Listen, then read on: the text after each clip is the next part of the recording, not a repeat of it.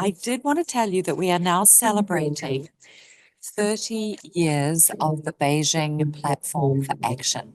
And I was honored to be New Zealand's inaugural ambassador for women and girls and our ambassador to the United Nations in Geneva from 2013 to 16. So this is a topic very close to my heart. I also founded the Women, Business and the Law Project at the World Bank, which has now documented 190 of the 193 UN member countries in terms of all of the laws that still discriminate against women. And I wish I could tell you that there was a single country that has achieved full gender equality, but unfortunately not yet. And I wish I could tell you that all 193 UN member countries actually legislate for full gender equality. Unfortunately, even in 2025, that is not the case either. So Tia Trumbuch and her team are doing a fantastic job continuing to advocate for change so that we can have a level playing field.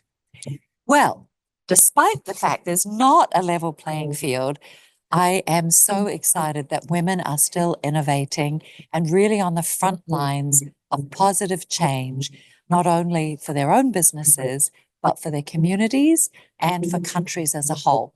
And one last statistic before I pass to Susan is that those countries that have a level playing field are more likely to have more prosperity and more peace.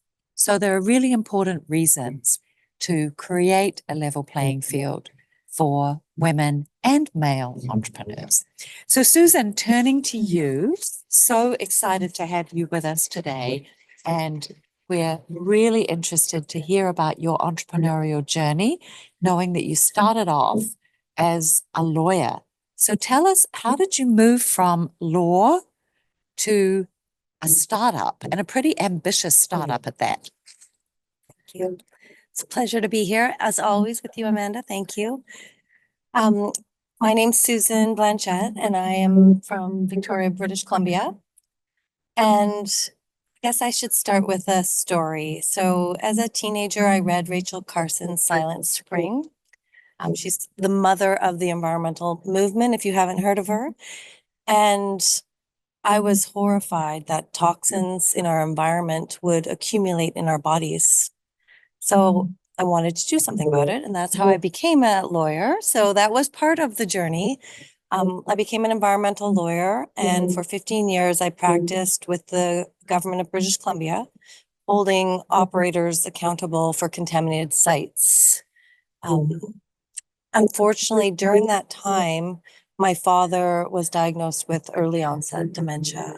And almost the same age that I am before you today, he was diagnosed. And there was no genetic markers, no family history.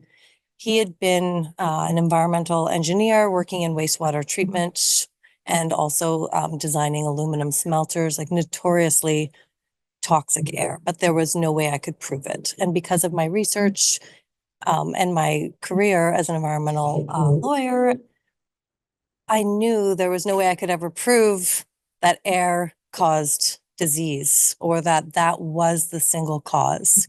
It was hard enough proving, like Aaron Brockovich, when water is contaminated, that it's causing cancer in people. So around the same time, I discovered these plants that were actually developed at the University of Washington by Dr. Stuart Strand, who I just want to say a little tribute to him and his wife. We just lost him on Friday.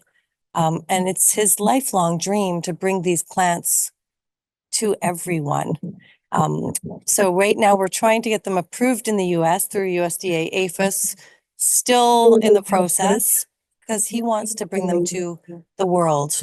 We started with commercial air purifiers, but now we've developed a home air purifier, mainly because that was his dream, to bring it into everyone's home. And these plants are genetically modified with a liver enzyme. So they actually have the same enzyme in every leaf and every cell that you have in your liver that removes 95% of the toxins in your body. So they'll remove like off-gassing from carpets, glues, paints, cleaning products, car exhaust. So if you live near a highway, you should have this air purifier. But, it's kind of a weird story of how I got started because I'm, practicing as a lawyer, kind of like the job that your mom or dad is, you're set, you're good. And nope. I just left, jumped ship, started a company in my 40s. And it's been a journey. It's been 6 years. I was fortunate enough to win the United Nations We Empower Challenge in 2023 for North America and Europe. And we're just getting started because the smaller air purifiers is our way to market. But our big goal is climate action. Like it makes me so upset that our buildings are one of our biggest polluters and a growing polluter. So pre-COVID, our buildings were about 20% of our global greenhouse gas emissions, and now they're upwards of 40%. So our goal is to recirculate all the air in a building through our super plants mixed with a HEPA filter, which is what we do with our small unit, to be able to stop pulling in air, heating it and cooling it, which is where the cost comes, and then just dumping it back outside. Like there's no reason why we can't recirculate clean air within the building and lower our GHG emissions by up to 40% through doing this. So that's the dream. That's the big, hairy, audacious goal. And I just love representing women as an innovator, especially older women. Like it's never too late to start and do something different. And as I have grown as an entrepreneur, I've gone on not only the UN mission, but also some trade missions with Canada. And when I've gone on these and seen these other women speaking and met all these incredible women doing incredible projects, like I think we're going to hear about next to me, it was shocking to me that I'd never heard of any of these women. Like, why have I never, there was one woman that was like an astronaut physicist. I'm like, why have I never heard about you? So I started at that time just kind of shouting out other women entrepreneurs, and I love doing that on LinkedIn because we just need to raise more awareness. So thank you so much for having me here. Well, you can see why we were so excited when Susan was named We Empower awardee for 2023. And as a judge, you just learn so much. And I knew that Grace would be thrilled to share a stage with you because Grace, in working in the Luminosity Lab here at Arizona State University, which is she's going to tell you about it. It's just a wonderful place to prototype. And Grace is now the COO of a student company called Verdant Fresh. And so, Grace, we're so thrilled to have you with us. Tell us a little bit about Verdant Fresh and the Hulk Prize, of course. Yes, I'm happy to. Well, thank you all for taking the time to come today. This is a really incredible panel, and I'm really honored to be a part of it.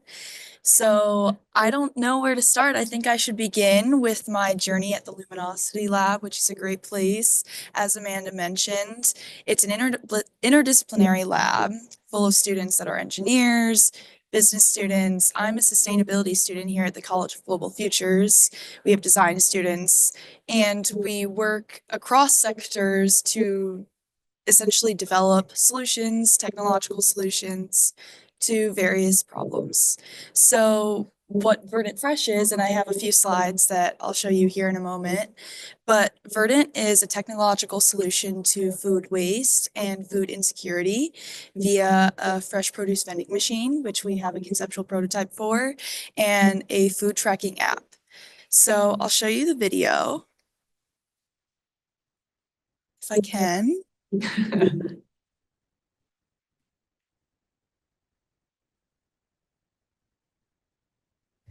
The user approaches the Verdant machine and taps the touchscreen with their desired payment method. From there, the user selects their desired produce and the machine responds by employing its 4 motors to move the arm horizontally along an X-axis, followed by a vertical movement along the Y-axis, and finally deploys a forklift-type mechanism along the Z-axis to carefully pick up the selected produce bin and efficiently carry it down to the user retrieval area.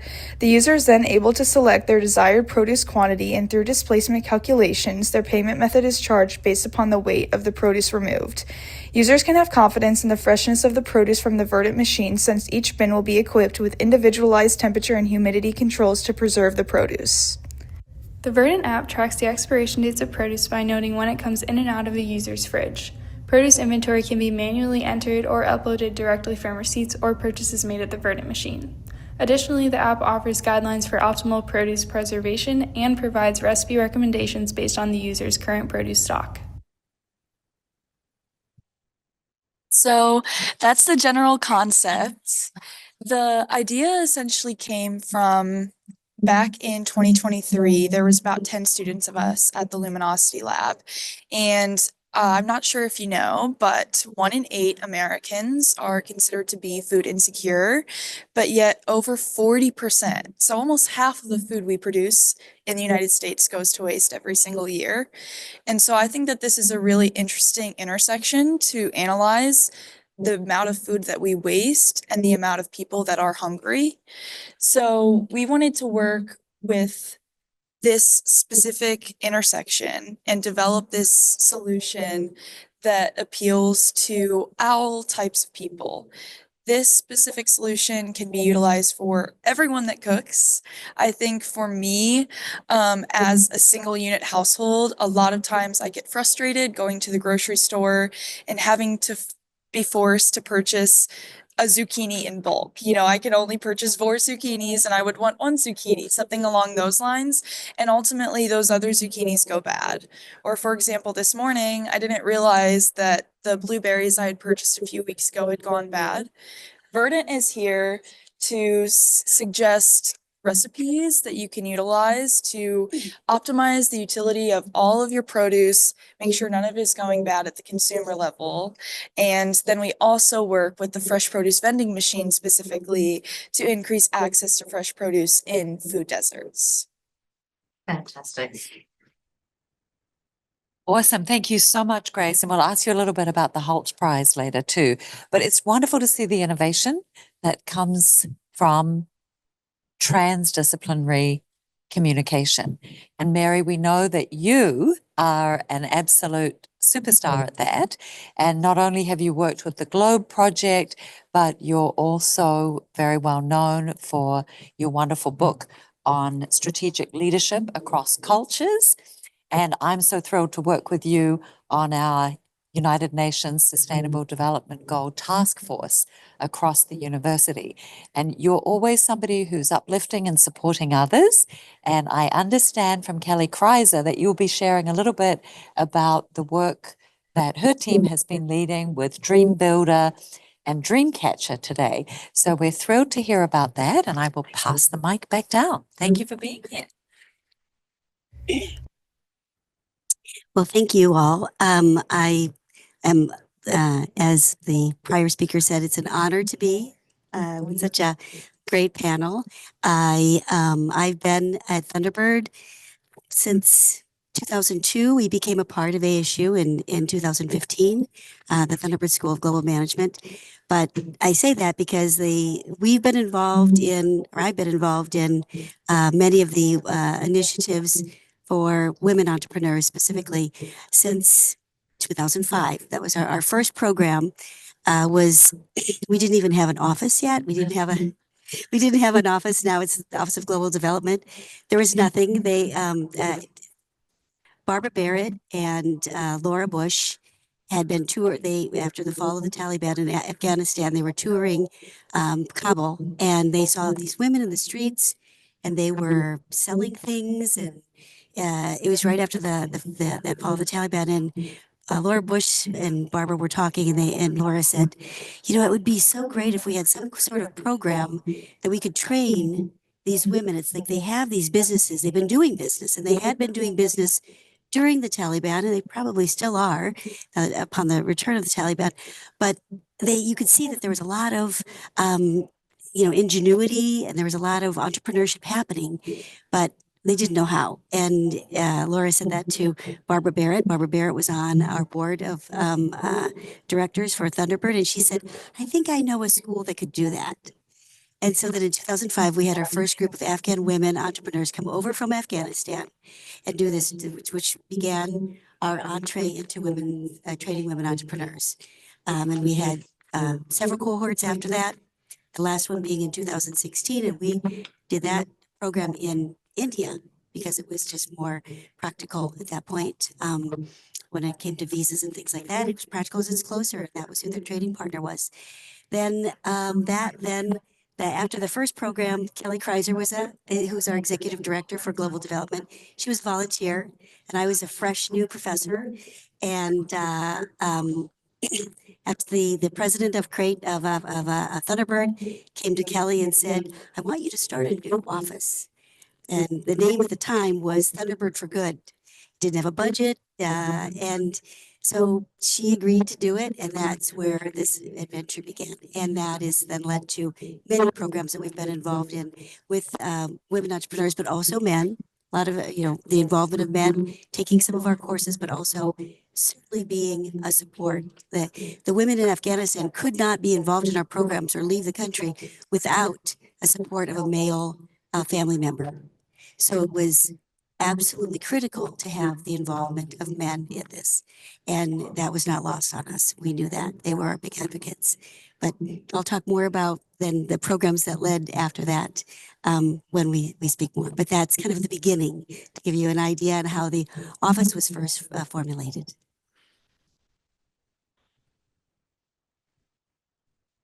Thank you so much. A very timely reminder on why we need to remain vigilant too, because of course the Taliban is back in power in Afghanistan and women's voices are not allowed to be heard in public. So we've had such a big backwards slide.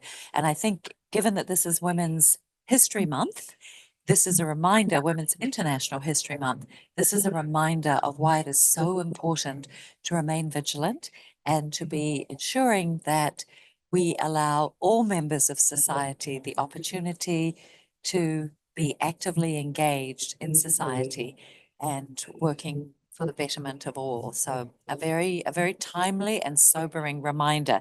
Thank you, Mary. And we look forward to hearing more about Dream Builder itself as a program, which is actually part of the We Empower You and SDG Challenge, and Dream Catcher, which I think is a US-based program, perhaps just here in Arizona. So thank you so much for giving us that tantalizing entree. And now our final speaker this morning, who is a master's student at Thunderbird, Yuki Sasau-Roof. But Yuki also has a pretty impressive corporate background. She's a public auditor and an HR consultant across 6 countries and runs her own company as well. So we're looking forward to hearing her global perspective about sustainable development in the context of people. And Yuki, I was particularly interested to hear that you had grown up in a rural village in Japan, which is one of those countries that ranks quite low on the Women, Business and the Law Index, surprisingly, because it is one of the top economies globally, but women's rights have not been obvious for all, shall we say. So we're really interested in hearing about your journey from a rural village to a successful international businesswoman and entrepreneur. Passing down. Thank you. Received. Hi, my name is Yuki. Thank you so much for inviting me and having me here. Just like you said, coming from where I'm from, this is not real. Like someone like my background would not be here. So my venture is really intertwined with my personal journey. So that's why there's so many pictures up there. But like introduced, I was born and raised in Japan until 18. Oh, maybe one slide. Thank you. So I'm from Fukuoka, which is really a village. So to give you the sense of how much right women have, my mother, she is right now 60 years old. She was left behind from her father, at least for the first 2 weeks of her life, because she was the youngest and youngest of 3, all women, and her father really wanted her son. So the first word he said when he walked in the room was, "Woman again." And he turned around. And she was left, my mother was left without name for a little bit weeks. And so my grandmother, so my mother's mother, felt so bad that she finally gave the name by herself. So, and I'm the first child of that woman. So you can imagine how much baggage that I carry. So that's where I'm from. Then at 18, I went to college in upstate New York, Buffalo, with lots of snow. Most of the people are Caucasians. So I think I was got in without being able to speak any English at all because they wanted Asian. Then I moved to Central New York, Syracuse, for 2 years. Then I was able to get a job in New York City. And I don't like accounting, but pretty much that was the only way for me to get a job in this country. So I think that is paying off. And it was not so easy at all. So I thought changing the location would help. So I went to Portland, Oregon. I got to work with more Asians, so that was fantastic. But the challenge was industry itself, especially when you work in the biggest accounting company in the world. Most people from well-established background, or usually Caucasians or white collar industry. So people like me, especially my hometown was also known as poverty town because of the historic discrimination against our region. So our story was also, we are not, it's really unique thing in Japan, but like we are not treated as a human. We're like lower class than that. So that's why there's a chain of poverty. So plus being a female, that whole thing tied together. So I was not really well made for the industry of accounting or the business field. So I moved back to Tokyo. I thought going back to my root might change a little bit, but then again, I was too Americanized at that point. And as a woman, people thought I was too aggressive or too opinionated. So again, I struggled. Where am I supposed to go? Then I had my best friend. She had own scholarship foundation. She's a regular nurse, but she's using her out-of-pocket money to fund 30 students to go to college in Philippines.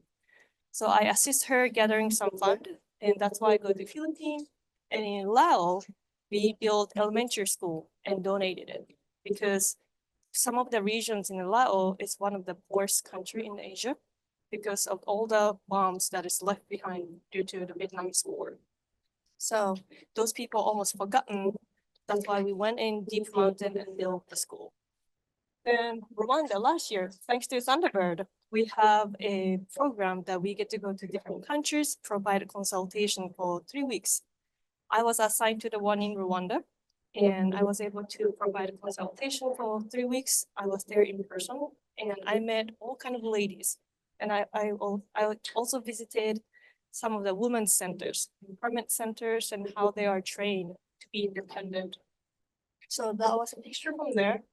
And my home base is Phoenix, but going through all these different places, I kept seeing there's so many potentials everywhere, but opportunity is not. It's not given to us. So that's why, if you can click the next slide, that will take you to what I do. So currently I am running Weaving Nest program.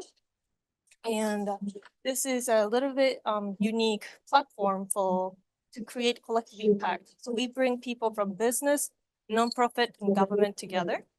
And I have to give this credit to the person who actually founded this model. So this is not my original. I'm just running it in the States. So we have a decade of history, and we are featured in Stanford Social Innovation Review Japan and Forbes Japan as well.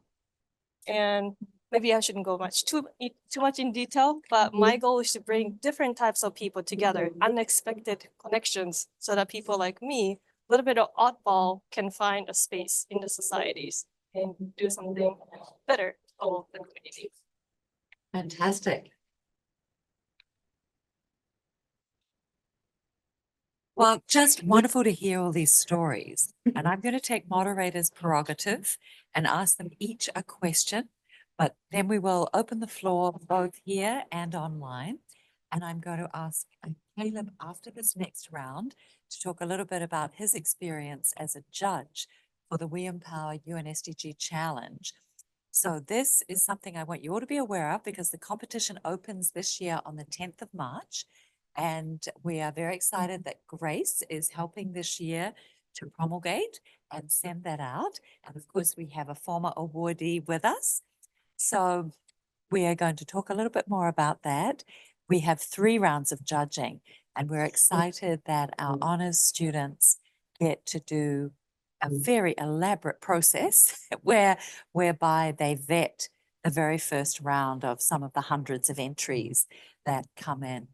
So this is how we build an understanding and help engage male allies. And Caleb also came with me last year to the Villar Institute in Geneva, where I'm on my way again, and was a fellow at the Villar Institute. So it's been wonderful to connect with you and to see wonderful things you've done since then, Caleb. So Susan, my first question to you, I'm going to ask you each the question so you can think about it a little. So Susan, I want to ask you, from having been a lawyer to starting your own business, what's really the biggest challenge and what's been the biggest aha moment for you? Grace, I want to ask you a little bit about the Holt Prize, which is known to some of us, but perhaps not everybody in the audience. You can tell us about the Holt Prize and how you went through it. In fact, I know there are thousands and thousands of people all over the world who enter.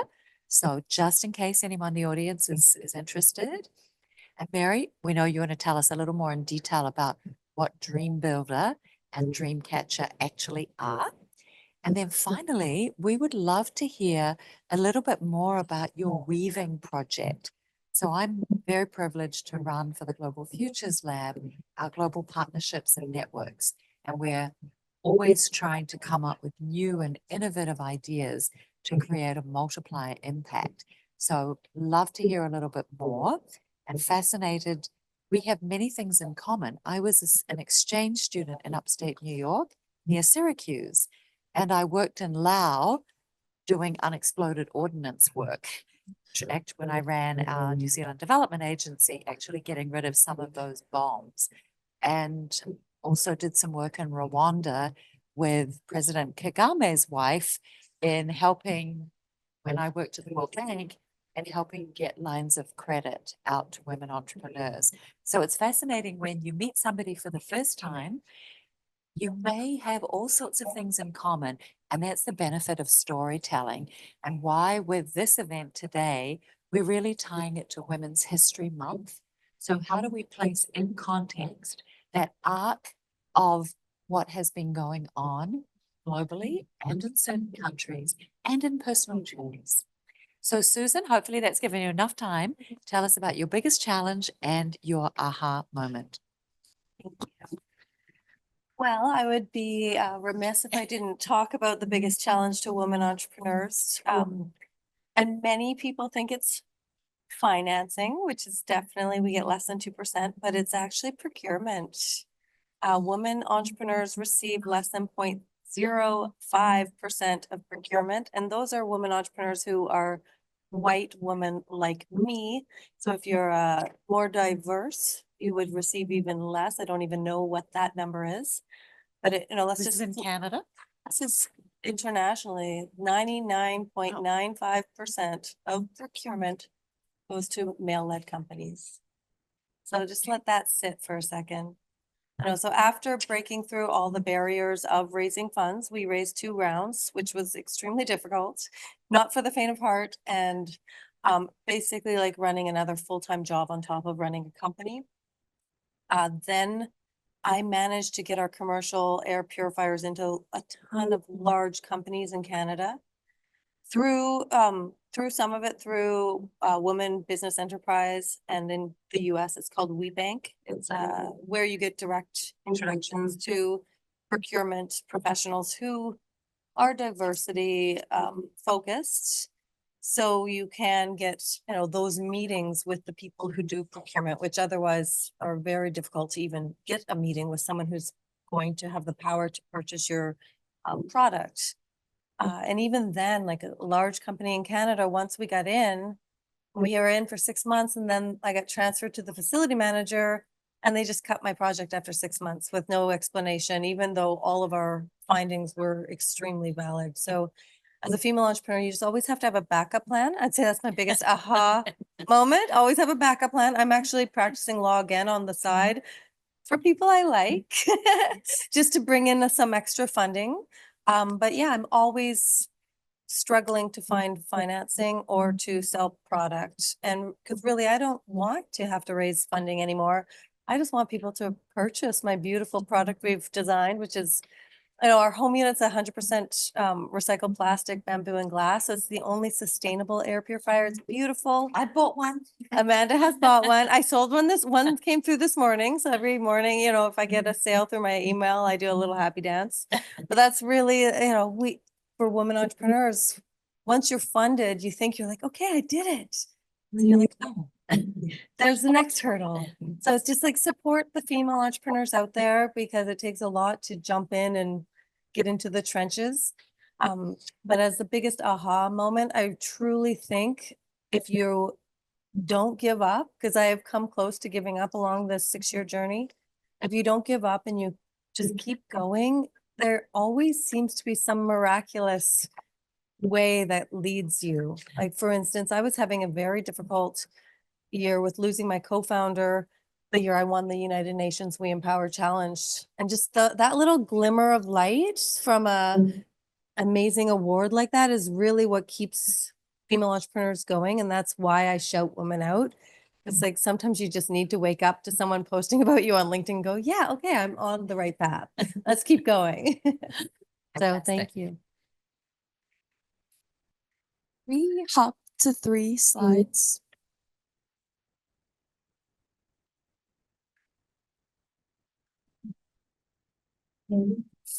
I just have some photo. Okay, here we go. So yes, Amanda loves to talk about my experience at the Holt Prize this past summer. So we were selected. The Holt Prize, for some background, is a United Nations based program as well, kind of similar to We Empower, but it's more entry-level startups, especially student-based startups. They only take student applications. And so this past year, there were 32,000 applicants, and they selected 400 to come to Mexico, which we got selected. We went to Monterrey and pitched in front of a very interdisciplinary panel of judges. And it was really exciting because the first day we pitched in these smaller groups, all 400 of us. And the second day, they selected only 10 to pitch. And Verdant got picked. So out of 10, out of 32,000 applicants, 10 people. So that was really, really neat and a really cool, to echo Susan's point, I think it was a point where we were like, okay, this is a valid idea. People like the concept, people like our team, and it was a really encouraging piece and moment for us. Some other examples of other projects that we've been a part of. We just finished Foundes, which is also an international women founder accelerator program. And we're going to San Francisco in a few weeks to pitch for Foundes, which will be really exciting. And you can see here, I was in LA in the top right pitching at an ASU event. And in the bottom right, I was in San Francisco a few months ago pitching at the Lineage Food Chain Sustainability Program. These are my co-founders, Ellie Moran and Christina Sturgeon. They're both engineering students, so they're technical based. And we've also progressed into the second round of an NSF seed fund as well. So it's been a really exciting couple of years. And what's your biggest aha?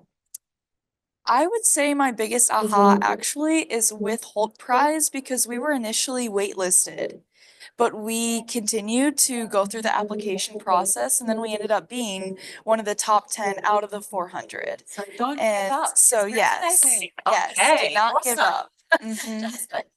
Great, thank you, Mary. So Dreamcatcher. Yes, okay. Thank you. So when we were doing the Artemis Project, which is the Afghan Women Project, the Goldman Sachs 10,000 Women program was launched by Goldman Sachs, private funds through them. And we were a part of that as well. They actually told us that they tailored their that what became the 10,000 Women Project off of our Artemis project, the Afghan Women Wow. project. The way we had, Love that. yeah, which was the person in charge at Goldman was Kelly New, so that our executive director Kelly Kreiser knew. Then off of that, we were fairly successful. We had programs in Afghanistan and Peru. Freeport McMoran, the mining company, came to Thunderbird and said, came to Kelly Kreiser, the executive director, and said, "You're doing a lot of work with women entrepreneurs, and we have a lot of mining interests in places in the world, specifically in South America, northern Chile and southern Peru, where we have mines and we have the miners that go there and they bring their families, and there's a lot, they bring their partners, spouses with them. And we see them trying to start businesses because they try to, eke out a living. And mining is a cyclical business. Sometimes things are good, sometimes they are not. And if you have their families there with them, they're in really remote areas. There's not a lot of commerce. There's not a lot of infrastructure. So Freeport asked Kelly if Thunderbird would be interested in designing a program to be online, designed to be online, and because they had some sort of like resource centers or put in like maybe internet cafes in some of these places in southern Peru and northern Chile for women to, use for everybody to use. But they said, we have these resources. So if you had an online program, we don't do any funding. We don't do any help find them seed funding. Our programs are only to help them with their businesses. Like, what should you do when you're starting a business? And so that was where the Dream Builder was born. And it was first developed in Spanish. And it was a Canadian company working with a Canadian company. And the actors, it was all done in South America. I think it was in Peru. And so they launched that, turned out to be quite successful. And then they decided to have an English version. So that was translated into English, which is unusual. Usually it's English translated to Spanish. This was the other way around. And it's going, we will be having this whole education program that you can access online, dreambuilder.org. Is going to be translated into other languages. I think there's another one that's coming this month or next, but those are the two languages. So then Dream Builder has been really embraced globally. They have some of our U.S. embassies. It was rolled out in many of the embassies several years ago. Actually, Ivanka Trump was one of our was an advocate when she found out about it, and it's been implemented worldwide. This is one of the surprising things about it is that not only women, because it's geared towards women a lot. I mean, the women are the main characters in this whole program. It's either 13 or 14 modules that you go through, and it asks you questions about your business, and it tells you how to, market your business. The different modules are focused on different types of topics that you are going to need to know about when you're doing your business. But it also asks you questions. You're quizzed on the material, but it asks you questions about your business. And when you finish the entire Dream Builder, it's free, online, paid for by Freeport McMoran.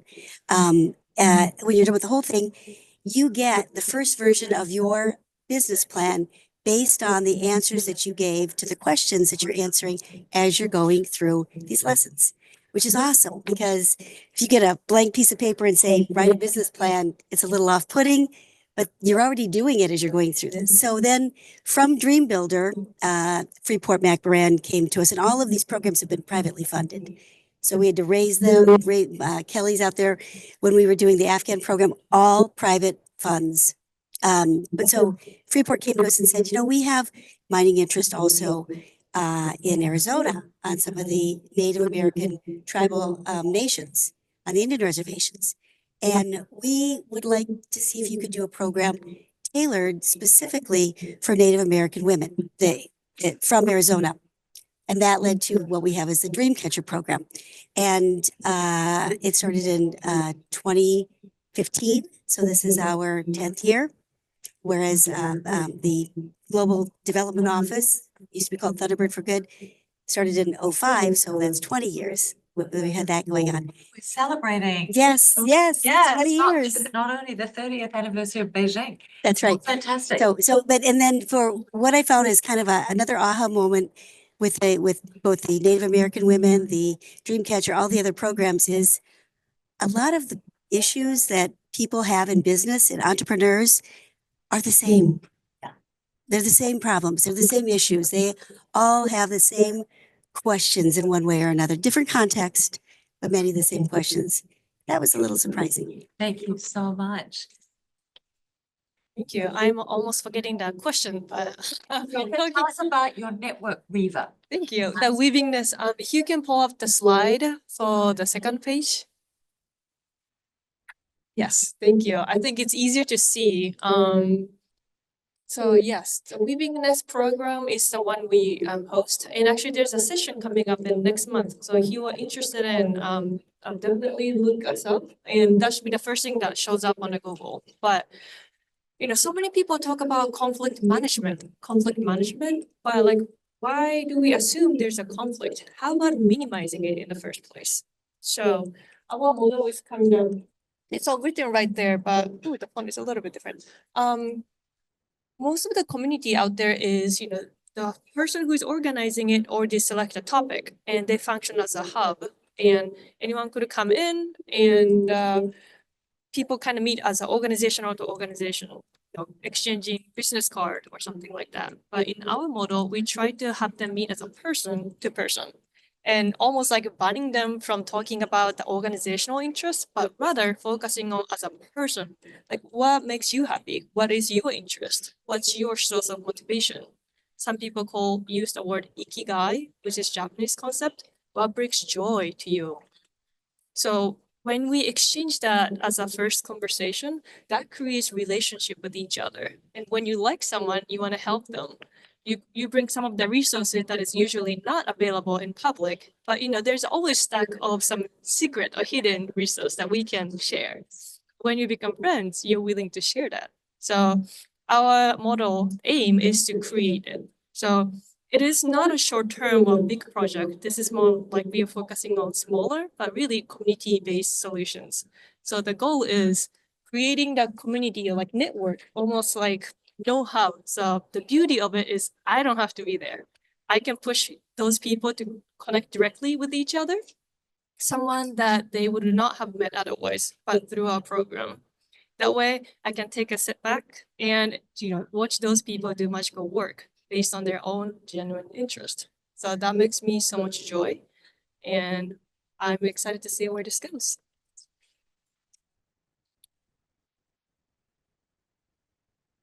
Well, thank you all so much for those fascinating personal stories, the incredible work that you're all doing in the world. And I love this concept of ikigai, bringing joy. I think that's something we all need to focus on. So that was a beautiful note on which to end. Now, Krista, I know that you had a question for the group, and shall we go to the question first, or shall we invite Caleb up to speak? Let's do, so there was one question for Susan that you'll have to repeat to dive a little deeper into the procurement troubles. Okay, so while Susan is thinking about that, question online is, could Susan dive a little deeper into the procurement issues?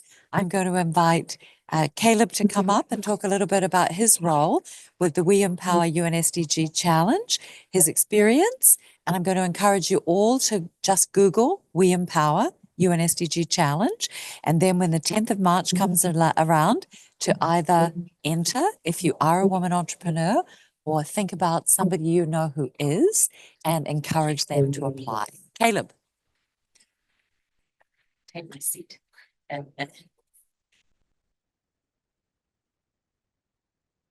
Well, thank you. And what a great privilege to be with you all here today. To share a brief thoughts on the We Empower judging process. I first want to begin with a story about the women in my life. My mother is one of seven girls. So she has 6 sisters, and they grew up in New York. Unfortunately, her father passed away at a young age, but she was raised by her mother. So 7 girls raised by one mother all of them went on to be Ivy League graduates, and my mom is the main breadwinner in my family, and so I look up to all the women in my life. So now to go into the We Empower judging. So we began with multiple rounds, and I individually judged about 25 submissions, and these are entries from around the world. And we focused particularly on a region in both West and Eastern Africa, in Nigeria, Uganda, and Rwanda. And we were looking at a number of criteria, sort of the success of their venture, the alignment with the Sustainable Development Goals, and also the conditions under which these women have found success in their ventures, which is all on the basis of the Women, Business, and Law scores. And this came down, and we consolidated then with a team 3 final selections for candidates to be considered for this tremendous prize. It was inspiring to see these submissions and the stories of these women under some of the most unbelievable conditions. And such a, thank you for sharing the story of the women in Afghanistan. I mean, it was similar to me to see those stories of women who have gone on to create, 6-figure, even $1 million businesses in fields of solar, in recyclables, or education, in these tremendous sectors. And so I had this thought as I'm walking this morning, and I brought my fellow friend Carlos here. We were walking from President Crow's class, where he speaks on economics of technologies, and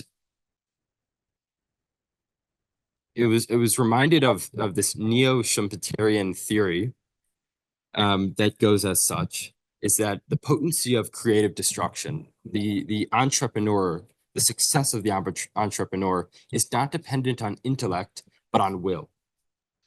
And so against all odds, in spite of the labels that, historically have been placed on women, I just want to, sit up here and recognize those, the tremendous contributions of those in the We Empower judging, but also that us men, today, we should recognize the sheer intellect, the breadth of experiences, and the will for good in the world, and celebrate it in this coming International Women's Day. Thank you. Beautiful. And thank you so much, Caleb. We need more wonderful male allies like you and our amazing Dave White, who is always such an incredible supporter of our SDG task force and our SDG 5 to promote gender equality and women's empowerment. So thank you. And thank you so much for being here today. So to keep on time, we just have a few minutes left. We're going to pass to Susan, and then we're going to ask all of you for one very short, i.e. 30 seconds, piece of advice for aspiring women entrepreneurs. So Susan, tell us a little more about procurement in 2 minutes. Yeah, and I think this is such a positive end. Thank you so much that I want to focus on the positive. So I think the biggest thing about procurement is traditionally it's been companies that have been around for 100 years. So let's just keep procuring from the same companies. So I think we have to be innovative, just as we are as entrepreneurs, in our choices, and into looking at a new product or a new innovation instead of just going with what has always been done. Because a lot of those new innovators are diverse founders. So let's just focus on your purchasing power as a consumer too. If you want to do something about it, research where you're buying from and buy from some other woman, like buy from us. We would love that. So just a kind of final words. I love that we brought this to finding joy, because that's how I had the inspiration to start the company. When I lost my father 10 years ago, I traveled to Cambodia. And this was when I was still practicing law and trying to figure out, and I'd been an entrepreneur. I didn't realize I was an entrepreneur, but I was. I was running a real estate company, practicing law, doing a renovation company because I wanted people to fix their houses, but I was doing all these things for people, but not for the right people. And when I went to Cambodia, I ended up volunteering for 10 days out of school and building a school in Cambodia. So I love that you built a school in Laos, and that I just sparked joy. It was like this immense amount of joy. And I was there last year, and it was just like, if I ever don't make it, I'm just going to go teach English at the school in Cambodia, because all day, just absolute joy. And I knew I had to do something to give back and do something bigger. And I think that is the basis of entrepreneurship, and just keep finding that joy. So I love that. That is what came into the conversation today. Thank you. My personal piece, and this is something I'm still actively working on and reflecting on personally, but just being courageous and having faith in yourself. When I mentioned earlier briefly that Verdant first started as a group of about 10 students, and 9 of them were technical. I was the only student that had experience in sustainability, political science, more of the social sciences. And I felt very insecure that I couldn't contribute something to this team. So out of that 10, 3 of us were selected at the Luminosity Lab, myself and the 2 co-founders you see today. And I said no initially. And I think now about how much has come from working on Verdant and developing Verdant. But the reason I said no was because I didn't think I could do it. And I think a lot of women, you see this across the board. This is why there's less women in STEM. This is why women are too scared to ask for raises. These are, this is across the board, a situation where women just don't see their own value. And I think that we all need to work actively every day to feel more courageous. Kind of picking up on that, 2 things. Don't give up. Don't quit, because you can do it, which kind of plays on what you said. Also, network. Use your network. Your network is your resource. You'll find a lot of resources in your network. You're not alone. And that's one thing that I have seen form in many of these meetings with the trainings that we've had, the networking that's done. And don't be afraid to reach out into your network. Thank you.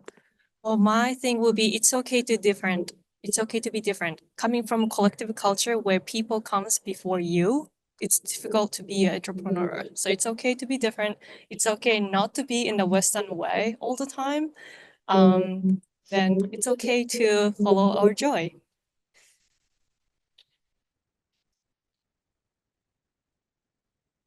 Well, please join me, everybody online and here in the room virtually, giving these incredible women a big thank you for sharing their expertise. And I'd also like to thank the Global Futures Lab event team. Thank you, Krista O'Brien and Madison Harris and our team for all the work behind the scenes. And what an amazing set of pieces of advice. It's okay to be different. Don't give up. Use your network. Be courageous and find faith in yourself. And finally, give back in a meaningful way and find joy. So on that note of Ikigai, to celebrate International Women's Day, International History Month for Women, and the 30th anniversary of the Beijing Platform for Action, thank you everybody for being with us today.